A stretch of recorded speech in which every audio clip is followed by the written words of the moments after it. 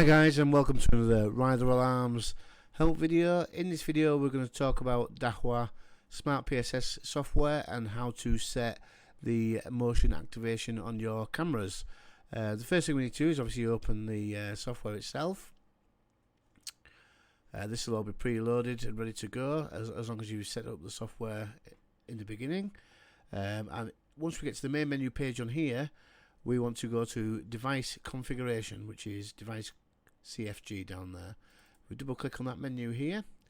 Now each step of this can take a few seconds while it communicates back to the recorder in whichever location you've got, and it is highly dependent on the internet speed on the upload side from where the recorder is and the download side where you are on your PC.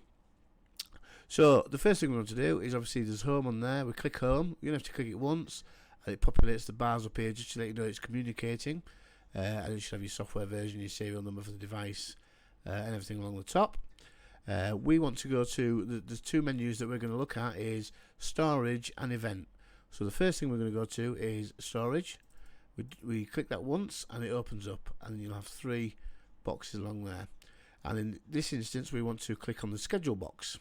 So if we click schedule, and it loads up the programming for the record schedule that's on here. Now on my particular system I have 5 cameras, and the first camera is already pre-configured to motion record. It's an alleyway camera, so there's nothing going on in there, but essentially if you click on channel number you have your 5 different cameras that's in there. So for me I've got 1, 3, 4, 5, 6, and if I click say number 3 for example, it takes a couple of seconds to communicate, and as you can see the full green bar on there is regular continuous recording. Where if I go back to camera number 1, once it loads up, it'll flick to motion recording, which is the yellow bar. So if you can see there's color coded regular, motion, red, alarm, motion detect and alarm on there. We're going to concentrate in this video on regular, which is continuous recording, and motion detect. So in this instance I want to go to camera 3 because we're going to change that one to motion. So completely green. On the right hand side you've got a little cog. If you click that option there, it gives you a time of when it's recording. So at the minute it's all configured 24 hours a day, continuous recording. So we want motion, so we click motion, untick regular, and then where it says all down there, if we click all, that populates all the days, and then we click save, and then it turns channel number 3 motion detect on every single day. You can go into here and configure it, you can have it on regular recording for certain periods of the day, and obviously motion on certain aspects of the day, and it will all line up in here depending on how you set it. So for example in here you can have Monday can be 24 hours, Tuesday can be motion, well, however you want it. You can select however you want, but we're just going to do it motion to begin with, just to give you an idea. So once you've done that you need to click save, and again this takes a few seconds while it sends all this information back to your recorder and saves to the recorder.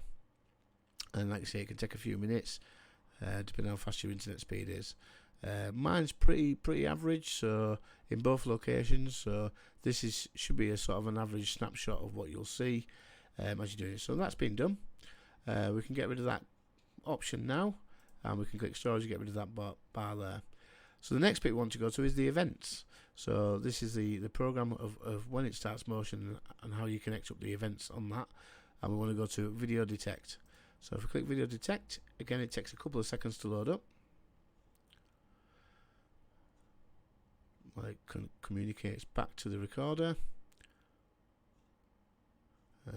So like on this one, so channel number 1, which is the camera that's already set to motion, that's clicked enabled there. For example, the bottom half, so for example the alarm output, these ones can be disregarded for now, these are for different things, but what you're looking at here is the channel number, is that enabled, all these different settings which we'll go through in a second. Along the top you've got motion detect, video loss and camera masking, but we're sticking to motion detect. So the second line down is the channel number, so we've just changed camera number 3, so we want to click that one there, and it'll load up, and as you'll see this enable bit here will be unticked in a second when it communicates. So what we want to do is we want to enable that, because we want to enable the motion activation now on that particular camera. You've got the arm and disarm period again, so you can narrow it down again. It's just another method to say, right, I want it recording on Sunday 24 hours, or I want it recording motion on certain times. You have to do it in both the storage area and this area here, and they have to marry up. But we don't need to change anything on that at the moment. The sensitivity is the motion detect sensitivity, 1 to 6, 6 being the most sensitive, but this is set to 3, which is sort of mid-range, which is more than average. If you've got trees and things that are setting off, then obviously you want to turn that down to as low as possible, but chances are the trees will still trigger and still set off the motion detect element. The anti-dither, we just leave that at 5 seconds, and then you've got the zones along here. So the zone part of it allows you to narrow down the motion detect. So your field of view, for example, so this will going to take a couple of seconds to load up the image, but your field of view is this grid type of mechanism across that camera. Now, for example, if these trees were here were setting off your motion detect, you can highlight all those trees there, and anything in that white grid won't trigger the motion detect, but anything in the red will. So for example, obviously I've got a bit of pathway on that particular camera. If I wanted to get rid of it, I can just draw the box around it, and that'll get rid of anything that's walking on there. Then you just click save. But for this particular demonstration, we're going to leave it all red, so we're just not going to save that. We're going to cancel out of it. The next really important part is this recorder channel here. Now, we want it to marry up to that camera that you've got set up there. So number 3 is number 3, and what that basically means is when number 3 is triggered, it will start recording everything on number 3. Now, if you select more than one camera, so for example I've got 5 cameras on the system, if I set up the motion detect on camera number 3, and I have these 4 cameras selected, for example, as soon as somebody walks into the field of view on camera 3, it will automatically start recording cameras 4, 3, 2, 1 under motion detect. So in theory, if you had all your cameras set to motion detect, you can have all your cameras, as soon as somebody walks in front of one camera, they will trigger and start recording every single camera. But we don't want to do that because it just makes it over complicated. So I like to do every camera individually. So camera 3 then highlighted. And then that's everything else is set preset already, and all you do is you click save.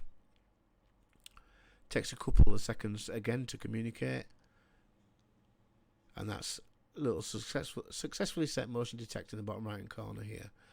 So that's done on that particular one camera, and just to give you an idea of what it will look like, if I go to playback, because I'll look at old camera footage, and if I look at, let's say, camera 1, because that's the camera that's already been set to motion detect, and click search, along the bottom here you see these yellow markers.